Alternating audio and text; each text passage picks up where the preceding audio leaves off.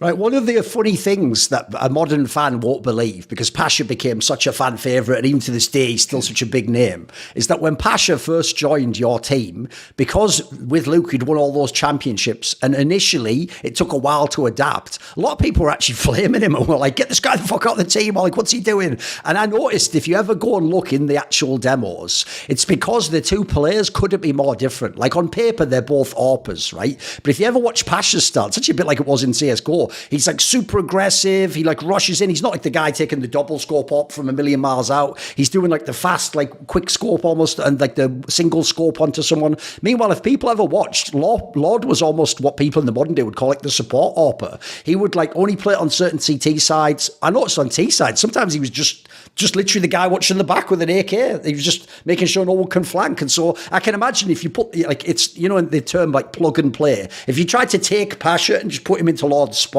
I can imagine it wouldn't work at all, right? It must have taken some time to figure out how to use these different players, right?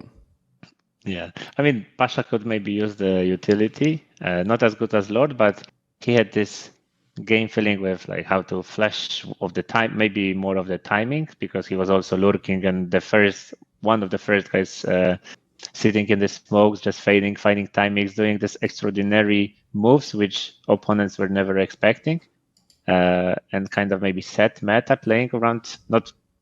Him snacks, I would say they started to play a lot in the smokes, but putting him into Lord's role. I meant Luke. Sorry. Luke. Pasha and Luke. Okay. Yeah. So, did I say Lord? I meant Luke for that example there, because obviously there were the two AWPers. Yeah. Sorry about that. Yeah. Luke was good guy playing in one spot, I would say, and Pasha was always this mobile. But this is the same with.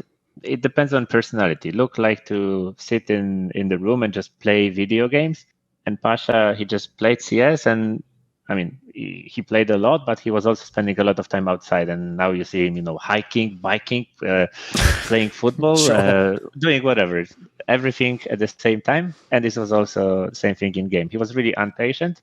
Of course, with the time moving forward, he learned. And also when I was already coaching, we had a lot of discussion how to play the game. And he was the guy, like, I would compare with personality a bit with Jacob now. Okay. They are impatient, but they are also most keen to talk CS. And I love to talk CS with people. And, when we see something, observe, knowing how to react. And I think Jacob improved. Even though he had probably had similar rating, that's interesting thing whenever you check his stats since like 2018.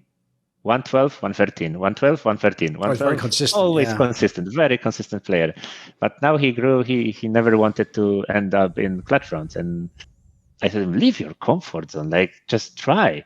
And it's not that we tried to set him into clutches, but the more he's staying at them, he's winning most of them recently. And it was the same with Pasha.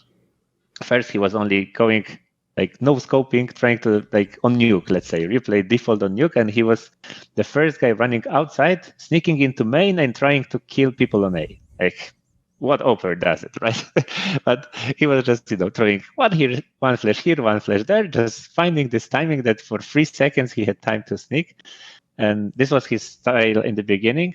When tier 1 hits him in the face, this is when he struggled for a few months. I think this Easter tournament in Seoul, the one we mentioned before, was as a Europe we lost, but as an individual team we have won. But it took us like 6-7 months to suit him into not only our playstyle, but himself being comfortable in tier 1 way of playing CS back in the days.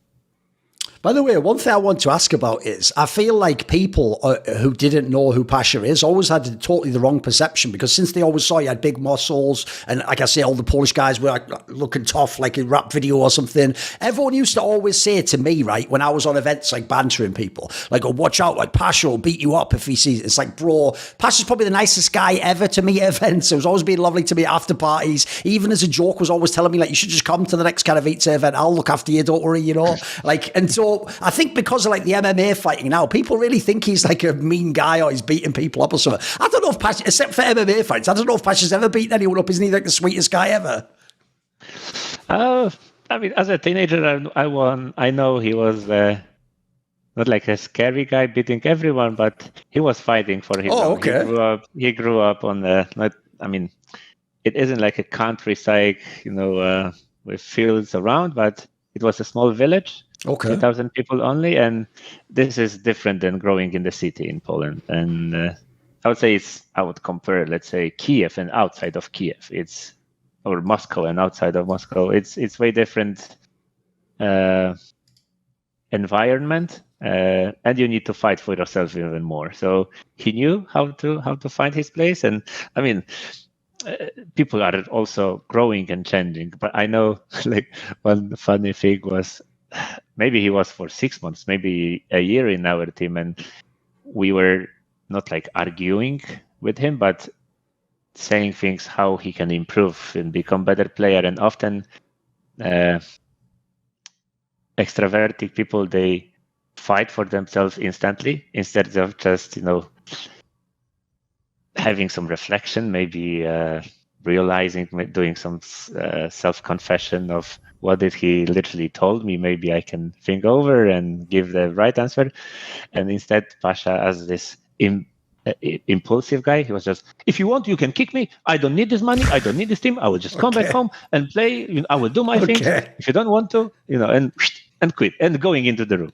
Okay. So, and then he needed some time to think. Then we came to his room and talk again and just explain that we want this to improve. This is how you make a step forward. You need to reflect. You need to find solutions, not only seeing the problem. And then you are joining another game and you're improving. And this is how you step by step becoming a better player. This is when he starts learning, in my opinion. And at some point, as we all know, 2014, he was third best player in the world, which we were always laughing that with Snacks. Is it better to be 1-time third or 2-time fourth? Okay. And we always said 1-time third is better. Okay. Because it's top 3. Yeah, true. See more cool, funny, interesting clips based on topics from my content? Well, subscribe to this channel then, or, be a pleb and don't.